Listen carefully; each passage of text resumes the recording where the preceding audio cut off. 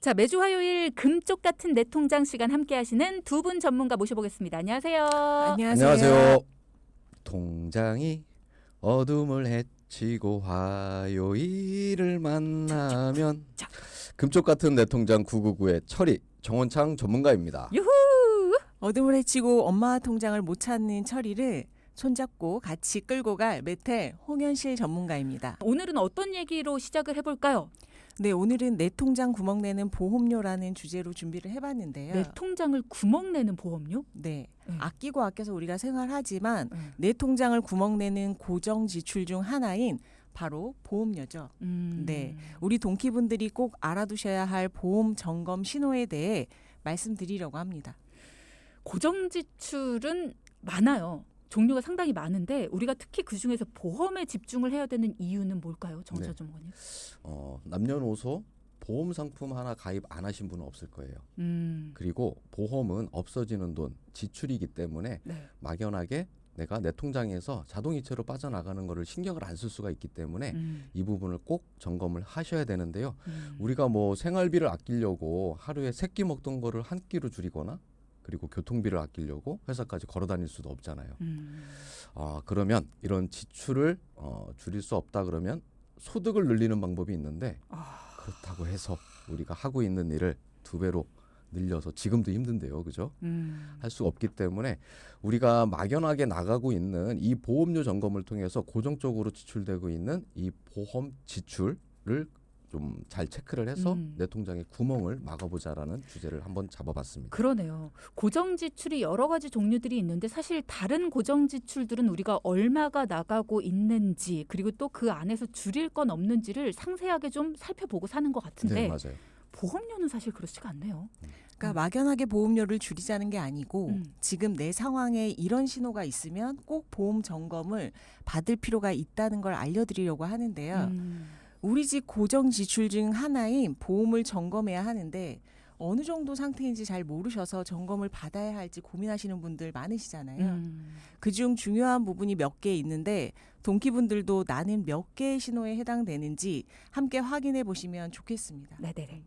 혹시 나도 이런 상황인데 라고 생각이 드시는 동키분들이 계시다면 꼭 보험 점검을 통해 불필요한 보험료를 줄이고 통장에 새는 구멍을 꽉 막았으면 좋겠습니다. 네. 자, 그러면 지금부터 몇 가지를 언급해 주시겠다는 거예요. 그럼 그중에서 나는 몇 개나 해당이 되는지 동키 여러분도 한번 확인을 해보시고 나도 그러면 보험 점검을 해봐야 된다는 얘기구나. 나도 내 보험을 한번 확인해 봐야 된다는 얘기구나 라는 뜻입니다. 여러분도 한번 손가락을 접어보시죠. 자, 첫 번째 신호는 뭔가요? 네, 보험을 점검해야 하는 그 첫 번째 신호는 보험료가 월소득의 15% 이상 차지하고 있거나 100만 원 이상 보험료를 내고 있다. 그러면 보험 점검을 해야 하는 신호입니다. 소득의 15% 이상이거나 100만 원 이상이면 말 그대로 좀 부담스러울 수 있는 상황인데요. 그죠.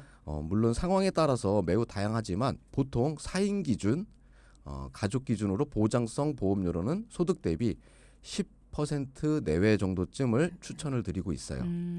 그럼 여기서 말하는 보험료는 뭐 만약에 예를 들어서 나는 연금보험 같은 것도 들고 있다라고 말하면 연금보험도 포함인 거예요? 아니면은 건강보험, 실손, 종신보험, 정기보험 뭐 이런 것들만 말하는 거예요? 네, 우선 제가 말씀드리는 보험료의 15%는 건강보험 같은 보장성 보험 없어지는 돈을 말씀을 좀 드리는 거고요. 네.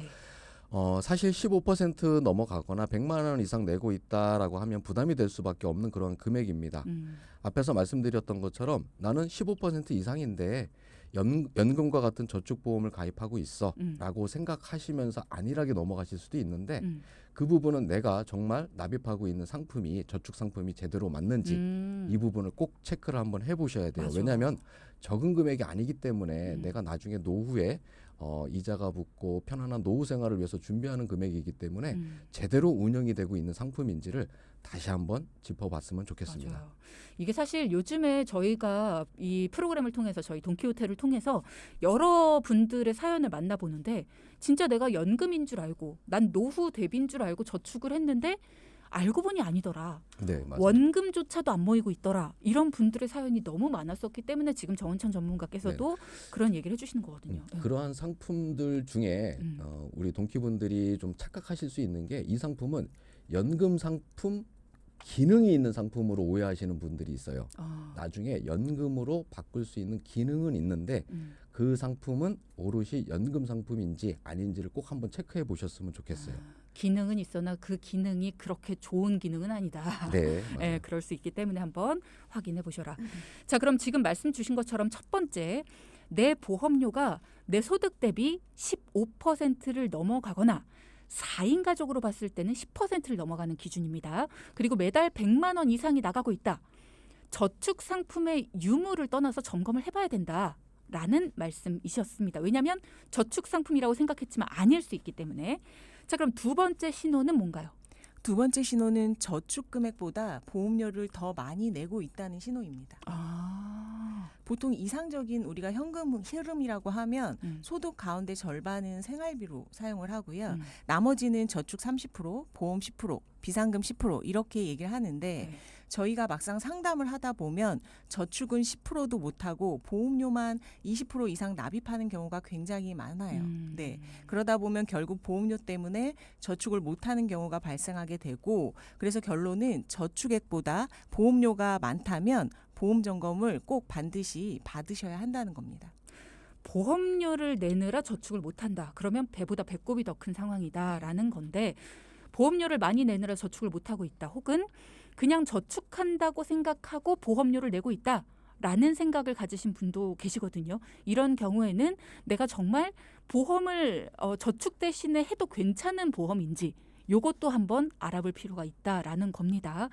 꼭 기억해 두시고요. 자, 그럼 보험을 점검해야 하는 세 번째 신호는 뭔가요? 네, 보험 약관 대출을 2번 이상 받아본 적이 있다. 그러면 보험 점검을 한번 받아보셔야 됩니다. 여기서 말씀드린 약관 대출은 내가 납입하는 보험의 해지환급금을 바탕으로 해서 담보로 해서 대출을 받는 거고요. 그에 따른 이자를 납입을 하는 건데 이러한 보험 약관 대출을 받았다라는 것은 가계부 상황이 원활하지 않다라는 얘기입니다. 보험료를 내기 위해 빚을 지고 있는 상황일 수도 있는데요. 보험을 무조건 유지하지 말고 점검과 조정을 좀 통해서 개선을 꼭 하셔야 합니다. 보험을 막상 해지하기가 좀 겁나고 또 유지하기는 또 버겁고 그래서 빚을 내는 상황이라면 언젠가는 힘들게 납입하고 있었던 이 보험을 해지할 수밖에 없는 그런 상황이 발생될 수 있어요. 그렇기 때문에 꼭 점검을 통해서 필요한 부분은 유지를 하고 그리고 불필요한 부분들은 정리를 좀 해서 내가 꾸준하게 유지할 수 있는 그러한 상태를 만들어 주시는 것이 좋습니다.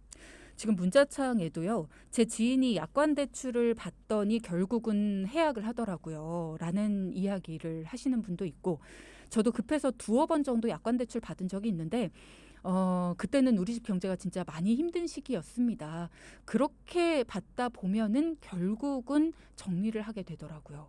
라는 말씀을 하시거든요. 네, 맞아요. 그러니까 해지 환급금, 해약 환급금 내에서 내가 내 돈을 받아서 오는 거잖아요. 쓰는 거잖아요. 미리 땡겨서 대출을 받아서. 그러다 보니까 내 돈을 쓰는 거다라고 생각할 수 있지만 어쨌든 그렇게 쓰다 보면 내가 맡긴 돈 안에서도 돈이 점점 줄어들고 그리고 그 안에도 또 이자가 발생하고 맞습니다. 그러다 보면 나중에는 결국은 그 돈을 정리하는 게 내가 빚이 없는 상태가 돼버리니 결국은 보험을 해약하는 상황이 발생을 하게 되는 가입한 보험에서 대출까지 받는다. 내가 보장을 받기 위해 가입한 보험인지 아니면 유지를 하기 위해 빚을 내는 건지 참 답답한 상황이 이어지게 되는 겁니다. 그렇기 때문에 만약에 약관 대출이라는 걸 내가 2번 이상 받았다라고 하신다면 여러분도 약관 대출이 아니라 내가 다른 방법을 통해서 오히려 여유를 찾을 수 있는 방법은 없을까라는 걸 전문가를 통해서 꼭 알아보시기 바랍니다. 자, 그럼 이 밖에 또 보험을 점검해야 하는 신호 어떤 게 있을까요? 지금까지는 보험료, 금액적인 부분이었다면 지금 말씀드릴 내용은 가입 내용에 대한 이야기입니다. 내 보험에 갱신형 특약이 많다면 점검을 한번 받아보셔야 합니다. 가입한 보험에 갱신형 특약이 많아 보인다. 그럼 점검을 받아봐야 된다. 보험 증권 여러분 보셨을 때 전체적으로는 갱신형이 아니었는데 특약 하나하나마다 갱신형이라고 써 있는 경우가 있어요. 그런 경우를 말씀하시는 거죠? 네. 사실 상담을 하다 보면 가입한 보험이 갱신형인지도 모르고 계시는 분들이 너무 많아요. 그 이유는 주 계약이나 기본 계약 같은 경우에는 20년에 90세, 100세 만기로 이렇게 되어 있지만 특약들은 전기납이나 가로치고 갱 이런 식으로 쓰여 있는 경우가 있기 때문인데요. 제가 오늘 내가 가입한 보험증권에 갱이라고 쓰여 있거나 갱신형을 찾아보자고 말씀드렸으니까 동키분들 오늘 꼭 증권을 다시 한번 꼭 살펴보시기 바랍니다. 네. 전기납이라는 거는 뭐예요? 내가 가입을 하고 보장을 받는 기간 동안에 계속 보험료를 낸다라는 거죠. 예를 들어서 납입 기간이 30년이다. 그런데 전기납 이렇게 되어 있으면 나는 30년 동안 보장받는 기간 동안에 보험료를 납입을 하는 겁니다. 그러니까 보장받는 기간 동안 납입하는 것을 전기납이라고 이해를 해주시면 돼요. 전체 기간 동안 납입한다. 네, 맞아요. 그리고 사실 요 갱신형 얘기가 나왔으니까 저도 얼마 전에 상담을 통해서 4인 가족 상담을 좀 도와드렸는데요. 네. 갑작스럽게 12만 원이나 보험료가 올라간다라는 통지서를 받으셨어요. 그래서 당황스러워가지고 상담을 신청을 해주셨는데요. 사실 처음에는 실손보험 정도쯤만 올라간다라고 생각을 했었기 때문에 그렇게 대수롭지 않다라고 생각을 하셨어요. 근데 갑자기 12만 원이 올라간다라고 생각을 하셔가지고 보험증권을 다시 보셨더니 거기에 특약 하나하나에 갱이라는 글자가 붙어 있어가지고 그것도 그 옆에 보면은 3년 갱신이라고 되어 있기 때문에 아마 그분은 생각을 하셨을 거예요. 지금은 12만 원이 올라갔는데 앞으로 3년 있다가는 12만 원보다는 더 올라갈 수 있고 계속 3년마다 보험료가 올라간다 그러면 유지를 못할 수 있다라는 그런 생각 때문에 보험 상담 신청을 해주셨어요. 그러니까 우리도 평소에 증권을 보는 습관을 좀 들여야 된다라는 겁니다. 한 번도 안 봤다 하시는 분들은 이번을 기회로 내 증권을 한번 들여다 보셔야 된다는 거예요. 제 주위에도 처음에는 보험료 올라가는 게 와닿지가 않다가 나이 들어가면서 올라가는 폭이 너무 커지니까 그제서야 내 증권 어딨지? 하시는 분들이 참 많거든요. 네, 언젠가는 해지해야만 하고 할 수밖에 없는 갱신형 특약들이 내가 가입한 보험에 맞는지 꼭 한번 체크해 보시면 좋을 것 같아요. 네. 네. 그래서 오늘 말씀드린 네 가지를 다시 한번 좀 정리를 좀 해보면 네. 보험료가 15% 이상이거나 매달 나가는 보험료가 100만 원 이상이다. 그리고 저축보다 보험료가 많다. 그리고 보험 약관 대출을 받아본 적이 있다. 그리고 내 보험 가입한 보험에 갱신형 특약들이 많이 들어있다. 이러한 경우에는 꼭 보험 점검을 좀 받아봐야 되는 네 가지 신호입니다. 네. 요 네 가지를 꼭 기억해 주셨으면 좋겠습니다. 자, 여러분은 보험료 한 달에 얼마씩 내고 있는지 정확히 알고 계신가요? 카드에서 빠져나가고 갱신됐는데 잘 모르고 뭐 이런저런 이유로 정확히 잘 모르시는 분들 참 많죠.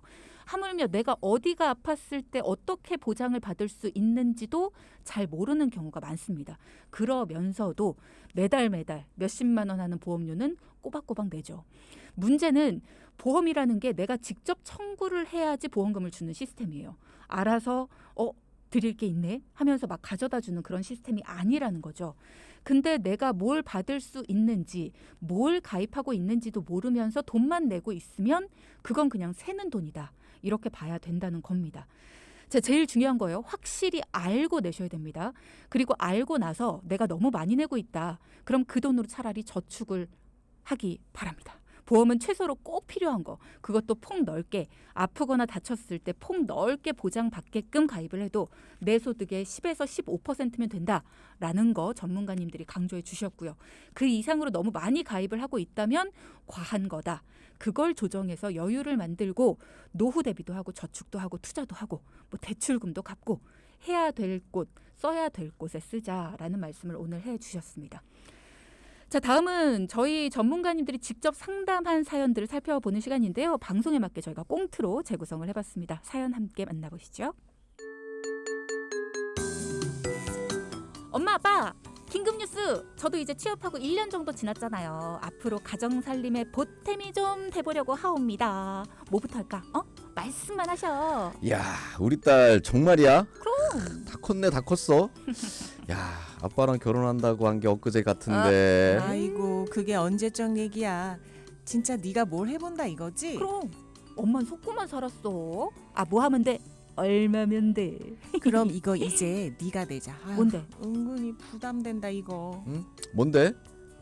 애 보험료? 아이고, 근데 당신이 좋다고 다 들어놓고 이걸 왜 이제 와서 애 보고 내래? 아니 내가 뭐 지 좋으라고 들었지 나 좋자고 든 거야? 아유 당신 가만 있어봐. 아유, 뭔지 몰라도 내가 내면 되지 뭐. 얼마나 한다 그래? 1, 10, 100, 1000만. 잠깐만. 35만 원? 아니, 내 보험료가 한 달에 35만 원씩이나 나가?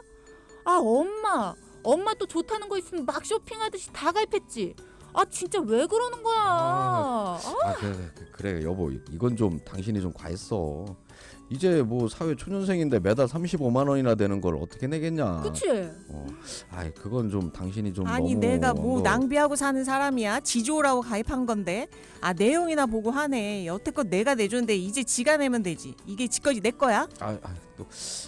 그래 혜경아, 듣고 보니까 엄마 말도 일리가 있다. 그래도 엄마가 너 좋으라고 들어준 건데 네가 그렇게 또 싫다고 하면 엄마가 너무 또 서운하시지. 아빠! 여보. 참 나는 가운데서 어쩌라는 거냐고.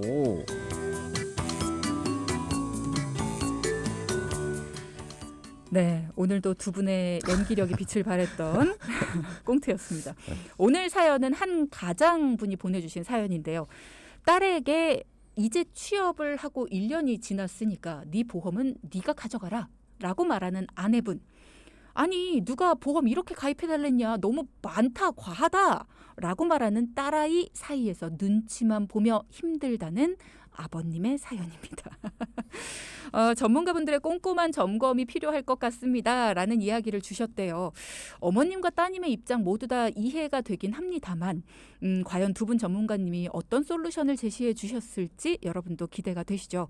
자, 앞서 2부에서는 이제 취업을 했으니까 네 보험은 이제 네가 가져가라 라고 말하는 어머님, 홍현실 어머님, 그리고 누가 보험 이렇게 많이 가입해 달랬냐라고 말하는 쭈디 딸, 이렇게 둘 사이에서 힘들어하시는 우리 정원창 아버님께서 사연을 보내주신 꽁트를 소개해드렸어요.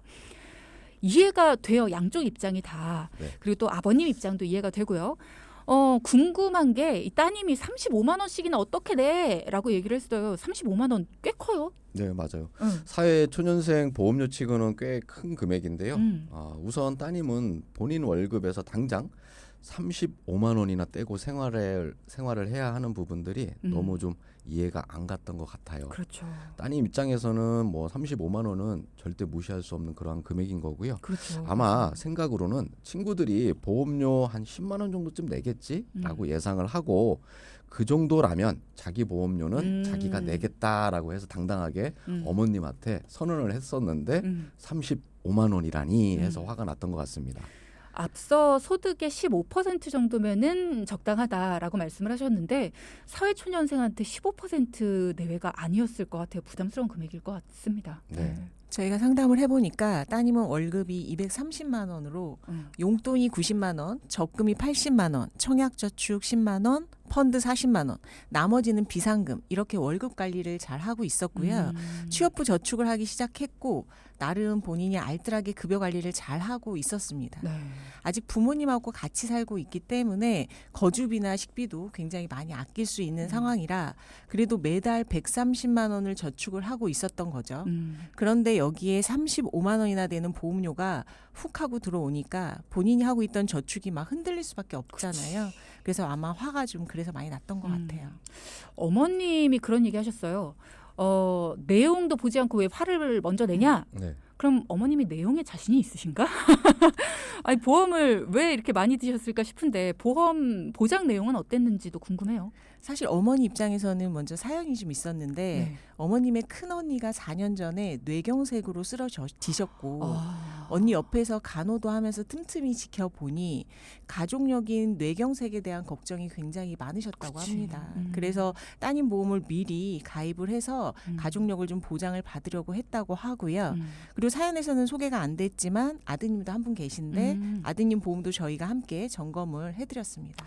일단 어머님께서는 가족력이라는 거 무시할 수 없다라는 걸 이제 우린 알잖아요. 예, 네네. 그러니까 이제 가족을 생각해서 미리 그 부분을 좀 준비해 놓으셨다라는 거네요. 맞아요. 음. 혹시 모를 사고나 질병을 위해서 준비하는 게 보험이기 때문에 평소에는 별로 중요하게 생각하지 않다가 가족이나 지인 중에 누가 사고를 당했거나 아프면 그제서야 보험의 필요성을 좀 깨닫는 경우가 많은데요. 하지만 언니의 뇌경색 때문에 준비했던 보험, 이 보험의 보장 내용이 문제였습니다. 네. 보험료도 비쌌지만 사실 더 안타까운 거는 보장 내용이 너무 아쉬웠어요. 그렇죠. 일단은 가족력이 걱정이 돼서 무리하게 가입을 했다. 네. 근데 보험의 보장 내용이 아쉬웠다. 저는 조금 이해가 안 되는데요, 이 네. 말씀이. 우선 두 자제분의 보험료, 전체적인 보험료부터 말씀을 좀 드릴 텐데요. 우선 따님은 실손 포함되어 있는 건강보험과 종신보험 그리고 CI보험 이렇게 해서 3건에 35만 원이 납입 중이고요. 남동생은 실손 그리고 통합 종신보험 2건에서 15만 원 이렇게 납입 중이었는데 네. 따님과 아드님 두 자녀의 보험료가 무려 50만 원 납입 중이었습니다. 남매 보험료가 50만 원인데 젊은 친구들한테는 사실 어울리지 않는 종신보험, CI보험 이런 게 들어있어서 참 걱정이네요.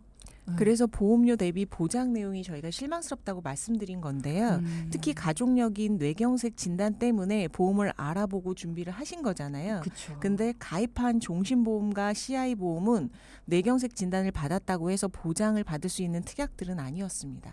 그러면 따님이 보험료가 많아서 못 내겠다 뭐 이런 걸 다 떠나서 이거는 보장 내용 때문에라도 너무 속상하네요. 네네. 좀 더 가입되어 있는 특약들을 좀 설명을 좀 드리면 종신보험에는 뇌출혈 진단금 그리고 CI 종신보험에는 중대한 뇌졸중으로 뇌에 관련된 부분들을 보장을 받게끔 가입이 되어 있었습니다. 하지만 종신보험에 있는 뇌출혈 진단금은 뇌경색을 보장해주지 않고요. CI보험의 중대한 뇌졸중은 뇌출혈이나 뇌졸중 진단을 받고 영구적으로 신경학적 결손이 남아야지만 지급하는 보험금의 약관상의 해석이 가능합니다. 이 얘기를 좀 더 자세하게 말씀을 좀 드리면 결국은 뇌졸중이나 뇌출혈 진단을 받고 장애가 25% 이상 남아야지만 보험금을 받을 수 있다라는 얘기인데요. 만약에 우리가 그 뇌 쪽 질환에 대해서 진단을 받고 치료를 잘 받아서 장애가 남지 않는다 그러면은 사실상 가입한 보험에서 보험금을 받을 수가 없었던 거죠. 이게 물론 사람 일은 잘 모릅니다. 네. 사람 일은 뭐 건강이라는 거는 자신할 수 없는 부분이긴 한데 우리가 건강검진이라는 걸 2년에 한 번씩 받아요. 네. 그죠? 그러다 보니까 뭔가 내가 가족력이 있거나 아니면 내가 뭔가 조금 몸이 어디가 안 좋다. 그러면 그 부분을 좀 더 자세하게 면밀하게 들여다보고 추적 관찰이라는 것도 해요. 그래서 우리가 뭔가 확실하게 일이 벌어진 다음에 알 확률이 굉장히 낮아요. 그래서 뇌경색이든 뭐 아니면 심장 질환이든 뭔가 가능성이 이렇게 굉장히 넓을 때 발견을 하지 진짜 막히거나 터졌을 때 발견을 할 확률은 그렇게 높지가 않단 말이죠. 근데 이렇게 중대한 그것도 뭔가 막 확률이 좁고 좁아서 받기도 힘든 이런 보험을 가입을 아이들이 하고 있다라는 거는 진짜 속상하네요. 보장을 받을 수 있는 확률이 너무나 작아지니까. 예. 근데 보험료도 보험료지만 음. 뇌경색 보장에 대한 부분만 말씀드렸지만 암 진단과 심장 질환 역시 보장 범위가 굉장히 좁았는데요. 네.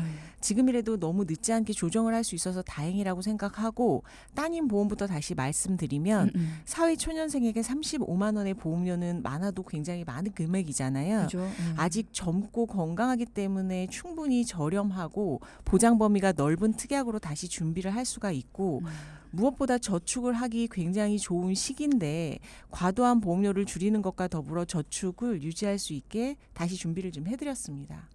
그래서 종신보험과 CI 보험은 아쉽지만 정리를 하고 실손보험과 건강보험을 유지하되 부족한 부분인 진단금의 범위와 수술비 그리고 기간을 보완한 상품을 추가해서 월 보험료 14만 원으로 본인 월급 230만 원 대비 6%대로 조정을 좀 해드렸습니다. 네. 그리고 남동생도 있었잖아요. 한 달에 보험료 15만 원을 납입하고 있었는데 종신보험을 정리를 하고 12만 원대의 실손 포함해서 보험료로 다시 조정을 좀 해드렸습니다. 잘하셨네요. 걱정했던 진단금, 뇌경색뿐만 아니라 뇌 관련 경미한 질환까지도 보장받을 수 있는 보장 범위 넓게끔 해서 뇌혈관 진단금으로 준비를 해드렸고요. 심장과 암 진단 역시 잘 준비를 했고 수술비까지 보완을 해드렸습니다. 저는 이해가 안 되는 게 굉장히 범위가 좁고 보장받기 힘든 게 왜 비싸고 이렇게 보장받기도 쉽고 뭔가 조금만 아프거나 조금만 다쳐도 보장받을 수 있는 보장 범위가 넓은 것들이 왜 저렴하고 왜 반대로 돼 있을까요? 네, 우선 상품의 구조를 보아야 되는데요. 두 남매가 가입한 보험은 CI 종신보험 그리고 종신보험이었습니다. 이 종신보험의 주계약이라고 하는 것은 사망 시 저는 내가 가입한 보험 금액이 나오는 거예요.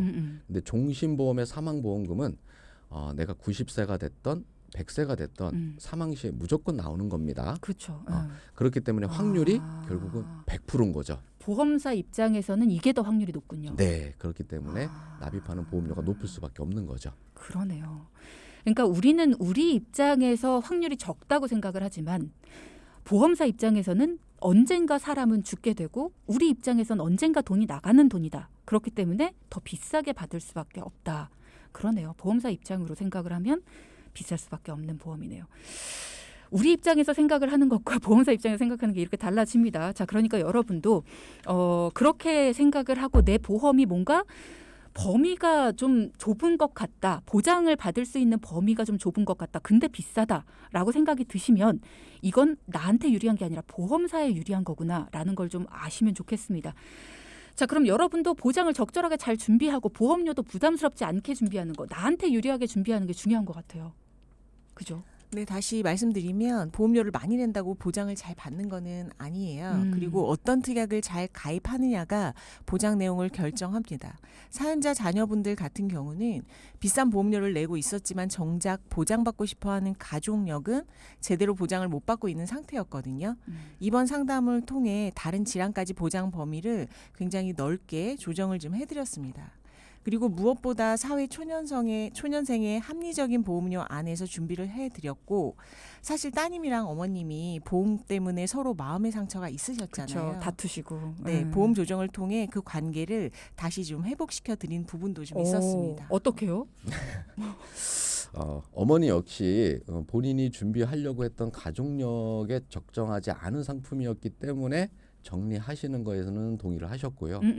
보험을 정리하면서 발생한 해지환급금으로 어머님의 연금을 준비를 해드렸습니다. 어머니 마음을 쓰다듬어 드렸네요. 네, 많지는 않았지만 네. 그래도 나중에 지금은 없는 연금이었는데 나중에 연금을 활용할 수 있게끔 해지환급금을 활용해서 일시납 연금을 준비를 해드렸고요. 이 상품에 추가 납입이라는 기능을 활용을 하면 효율이 높다는 말씀까지 드렸습니다.